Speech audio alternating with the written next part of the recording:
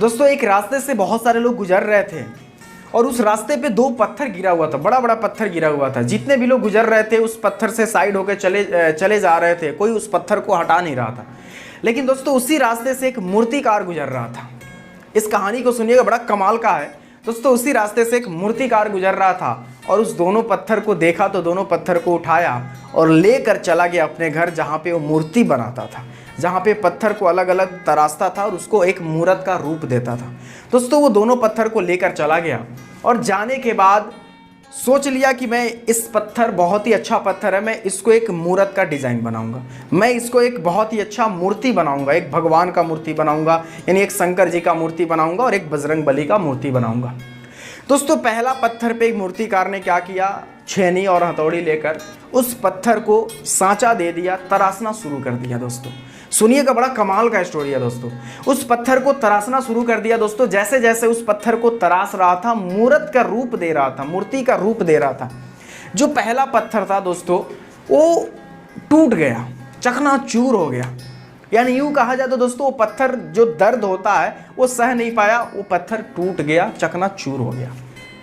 फिर दूसरा जो पत्थर था, उस दूसरे पत्थर को उसने मूर्ति का सांचा दिया, उसने तराशना शुरू किया और दूसरा पत्थर को फाइनली उसने एक मूर्ति के रूप में डिज़ाइन कर दिया, यानी एक भोले बाबा शंकर जी का उसने एक मूर्ति बना दिया।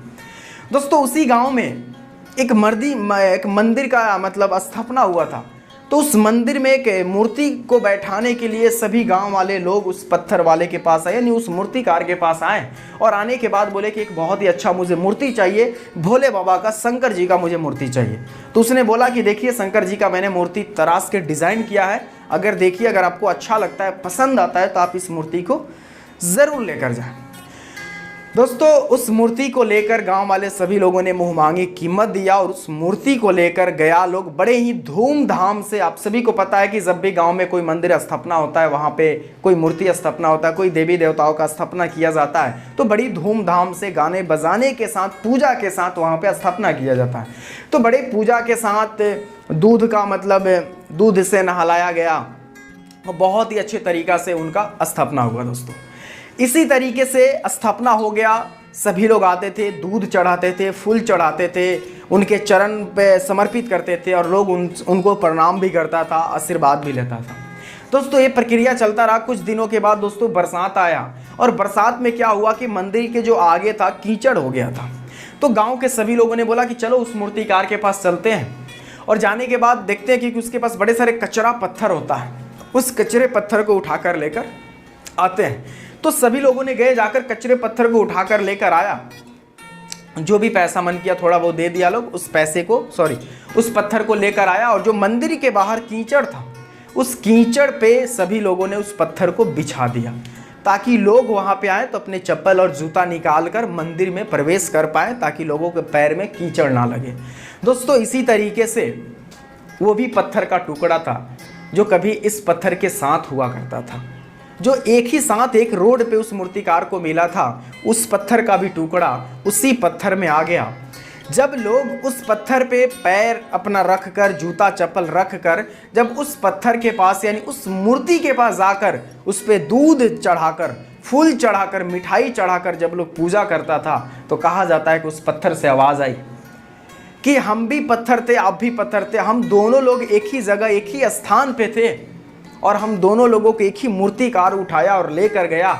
आखिर आपने ऐसा क्या किया कि लोग आप पे फूल चढ़ा रहे हैं, लोग आप पे माला चढ़ा रहे हैं, दूध चढ़ा रहे हैं, और आखिर हमने ऐसा क्या किया कि लोग मुझ पे चप्पल और जूता रख रहा है।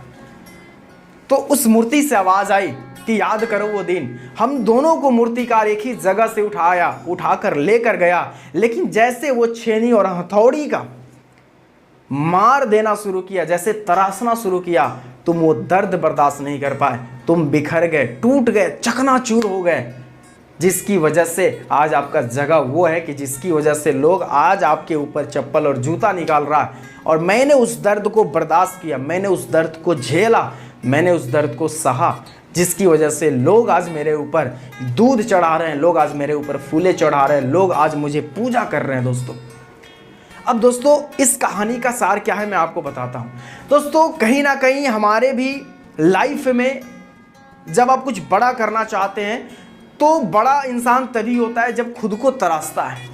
तो जब कोई व्यक्ति आपको तराशेगा या फिर जब खुद को आप तराशोगे तो थोड़ी तकलीफ होगी, क्योंकि जब भी कोई व्यक्ति आपको तराशेगा तकलीफ होगी। जैसे कि एक रेस में घोड़ा है, अब उस घोड़े को जो घोड़सवारी है ना उसको चाबुक मारता है। अब घोड़ा ये सोच ले कि मेरा जो सेठ है मुझे चाबुक क्यों मार रहा है, तो मेरा मानना है कि वो घोड़ा कभी रेस नहीं जीत सकता है। वो चाबुक इसलिए मारता है ताकि घोड़ा रेस जीत पाए। तो जब कोई आपको डांटता है या फटकारता है, जिंदगी को लेकर, लाइफ को लेकर आपको तराशता है ना, तो आप बुरा मत मानना, क्योंकि वो इंसान, वो शख्स आपको जिताना चाहता है। दोस्तों कभी भी आप बुरा मत मानना। अगर एक जमीन को हल चलाने से अगर उसको तकलीफ हो ना तो कभी फसल नहीं दे सकता। एक पत्थर पे छेनी हथौड़ी मारने से अगर उसको तकलीफ हो तो कभी एक मूर्त का रूप नहीं ले सकता। दोस्तों तो लाइफ में, जिंदगी में इस तरीके के परिस्थितियां आएंगी, बट हाँ कभी खुद को बिखरने मत देना।